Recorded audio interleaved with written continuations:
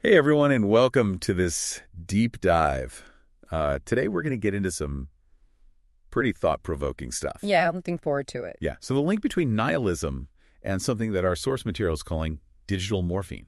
Oh, that sounds heavy. Yeah, it's definitely a deep one, but I think it's really relevant to all of us. I mean, the insights we'll uncover, I think, Sure. about personal productivity and just overall well-being, they're really worth it. Yeah, for sure. And I think, it's interesting because this intersection of, philosophy in our digital lives, it's something we all grapple with every day, maybe without even realizing it. Right? Yeah, absolutely. And I think just to get everybody on the same page, Yeah.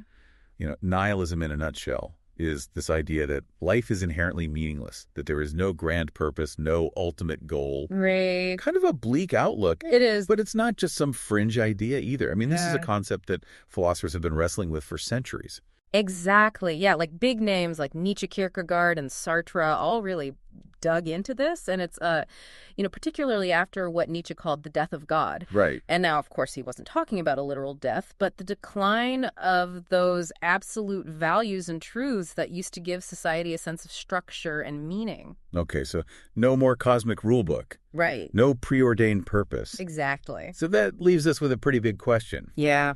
How do we find meaning in a world that seems inherently meaningless? Yeah, that's right. And that's where things get really interesting, I think. Our source is arguing that instead of filling this void, the digital age, in particular social media, might actually be making it worse. Wow. It's like we're replacing those old structures with these new digital ones, but ones that maybe aren't serving us as well. I see where you're going with this. So instead of looking inward for meaning, we're turning to these algorithms and influencers for direction. Yeah, that's a fantastic question. And it's a good point. It's like we've traded one set of potentially limiting beliefs for another one. Right. But here's the catches. The algorithms that drive social media aren't designed to make us feel fulfilled or content. They're designed to keep us scrolling, clicking, and consuming. Okay, so instead of those deeper human needs for meaning and purpose being met, we're just getting bombarded with sensationalism, fleeting trends, and surface level interactions. Yeah. It's just a constant stream of distractions that ultimately leaves us feeling empty. And that emptiness, that lack of fulfillment, that can be pretty uncomfortable for people, Yeah, So what do we do? Right, enter digital morphine. Ooh, It's a bold term, it is. but it captures something really important, I think, about how we're using technology today. Absolutely. Yeah, think of it this way. Just as morphine numbs physical pain, our constant engagement with social media can numb the pain of that existential angst.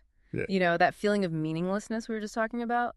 Okay, so we're essentially distracting ourselves from those big, maybe even scary questions about life's purpose. Yeah. We're scrolling, we're liking, we're sharing, and those little dopamine hits we get along the way make us feel momentarily better. Right? It's a powerful cycle, especially when you consider how social media is designed to keep us hooked. Yeah, it is. And those unpredictable rewards, right? Those likes and comments and shares, they trigger dopamine release in our brains, similar to what happens with gambling.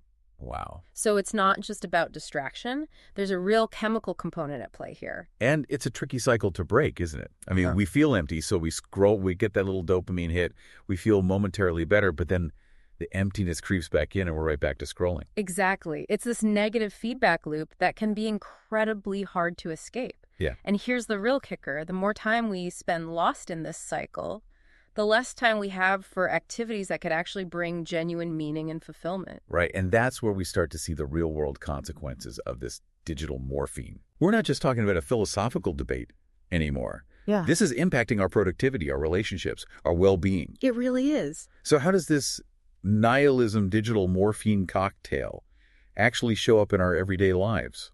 Well, let's start with something we can all relate to: productivity. If you're constantly numbing yourself with digital distractions, how can you possibly focus on achieving goals, whether they're personal or professional? Right, because who wants to work on a long-term goal or put in the effort to learn something new when deep down you're wrestling with this sense that nothing really matters anyway? Yeah. It's like motivation just goes right out the window. That's the insidious thing about nihilism. It can be incredibly paralyzing. And then you have social media right there offering that quick and easy escape from the discomfort. Right. It becomes so much easier to spend hours scrolling than to face that existential void and try to create your own meaning. Yeah, it's almost like we're trading long-term fulfillment for short-term distraction. Right. And that has real-world consequences, especially when you consider how much time we're spending on these platforms. Oh, absolutely. The average worker checks their phone over 80 times a day. Wow. Think about how much time and focus is lost to those quick glances at notifications, those tempting trips down the social media rabbit hole. And it's not just about the time lost, it's also about the mental energy it takes to refocus after each distraction. I know. I've been there trying to work on something important, but constantly battling the pull of my phone. It's exhausting, and it definitely affects my productivity. Yeah, it's a universal struggle in today's hyper-connected world. Yeah. And unfortunately, the consequences go far beyond just our work lives. Our mental health takes a hit, too. That's what I'm thinking. I mean, all of this must have some serious implications for our mental well-being. It does. There's a clear link between excessive social media use and increased anxiety, depression, and loneliness. And for those already grappling with nihilistic feelings, that constant stream of negativity and comparison on social media can be especially damaging. Yeah. I mean, social media often presents this highly curated, often unrealistic version of reality. For sure. It's easy to fall into the trap of comparing ourselves to others, Yeah. which can lead to those feelings of inadequacy and low self-esteem. Exactly. And even though we're technically more connected than ever before, those connections often lack depth and substance. Yeah. We're missing out on those meaningful face-to-face interactions that are crucial for our well-being. It's like we're surrounded by people yet still feeling incredibly isolated. So we've got nihilism leading to this digital morphine use, which then impacts our productivity and our mental health. Right. It's starting to paint a pretty bleak picture, wouldn't you say? It is concerning, but before we spiral into despair, it's important to remember that our source material doesn't just leave us with doom and gloom. It also offers potential solutions, ways to break free from this cycle. And that's what we'll delve into next time. Okay, good, because I was about to ask, is there any hope? Can we climb out of this nihilistic, digitally numbing hole we've dug for ourselves? Absolutely. Remember, even though nihilism suggests that life has no inherent meaning, it doesn't mean we can't create our own. And that's a powerful place to start. That's a really important distinction. So where do we begin? How do we start to reclaim our sense of purpose and break free from this digital morphine addiction? It all starts with self-reflection, you know. Oh, okay. So you mean taking a step back and kind of examining our own beliefs and motivations? Yeah. Sort of like an internal audit? Exactly. It's about rediscovering what truly matters to us, what gives us that sense of purpose and direction. And there are some practical tools that can help with this process. Oh, okay. Things like journaling, meditation, even setting personal goals can make a big difference. Those are all great ways to kind of encourage that mindfulness and introspection, helping us connect with our inner selves and figure out what we really value. But once we have a better understanding of our values, how do we actually start breaking free from this, digital morphine dependency? Well, the first step might be simpler than you think. Take a break. Our source talks about the benefits of a digital detox, a period of time where you completely disconnect from all digital devices and social media. I know it sounds daunting in today's world, but even short breaks can have a really positive impact on your mood, your focus, your well-being. I've heard of people doing like weekend-long digital detoxes. Yeah. Is that enough to make a real difference? Absolutely. It's like hitting the reset button on your brain. Wow. It gives you the space to reconnect with yourself and the world around you without the constant distractions and demands of the digital world. And if a full detox feels too overwhelming, start with smaller steps. Oh, yeah. Maybe set time limits for social media apps or designate certain hours of the day as phone-free time. You know what? That's something I've been meaning to do. Yeah. I'm definitely guilty of mindlessly scrolling on my phone first thing in the morning and last thing at night. Yeah. Maybe setting some boundaries around that would help. It's all about becoming more mindful of your technology. Yeah. To ask yourself, is this adding value to my life? Or am I just numbing myself? And remember, breaking free from digital morphine isn't just about what you stop doing, it's also about what you start doing. Okay, so what kind of activities should we be filling our lives with? Think about the things that contribute to your personal growth and give you a sense of accomplishment. Our source calls this purposeful productivity. Okay. It could be anything from learning a new skill to working towards a fitness goal to pursuing a creative passion. It's about finding those things that light you up and make you feel truly alive, right? Yeah. Activities that give you a sense of purpose, even if that purpose isn't some grand cosmic mission. Maybe it's creating something beautiful, helping others, or Mm-hmm. simply experiencing the joy of learning and growing.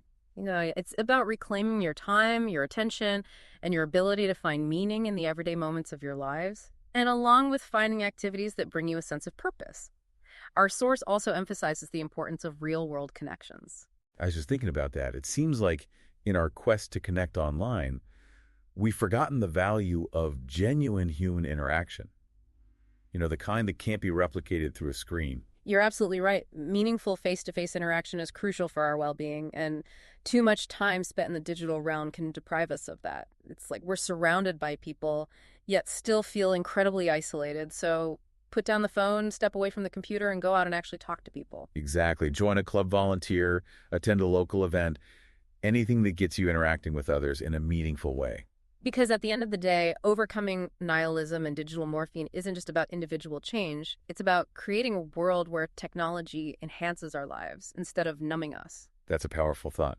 So we've explored this complex relationship between nihilism and digital morphine, how it can impact our productivity and mental health, and most importantly, how we can start to break free from this cycle. And that's the most empowering message of all. We have the power to choose how we engage with the world, both digital and physical.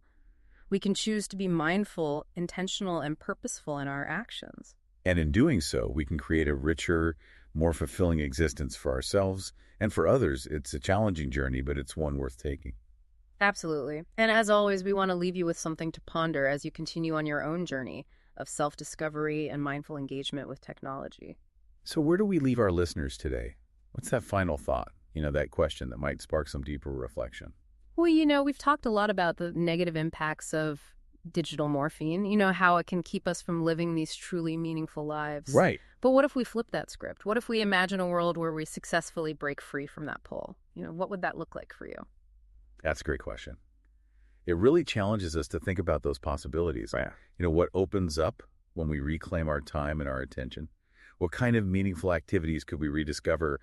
What passions might we ignite? Exactly what relationships could we deepen? What contributions could we make to our communities and the world around us? It's almost like we're being invited to step out of this digital haze and re-engage with the world in a more authentic, more purposeful way. Precisely. And it's not about rejecting technology altogether. Right. It's about using it as a tool to enhance our lives, not numb us to them.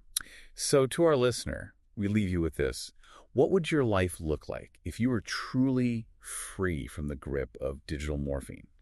What would you create? What would you experience? What would you become? It's a question worth pondering, and as you navigate this complex digital landscape, just remember this. You have the power to choose. Choose presence over distraction. Choose meaning over emptiness. Choose to live a life that is truly your own.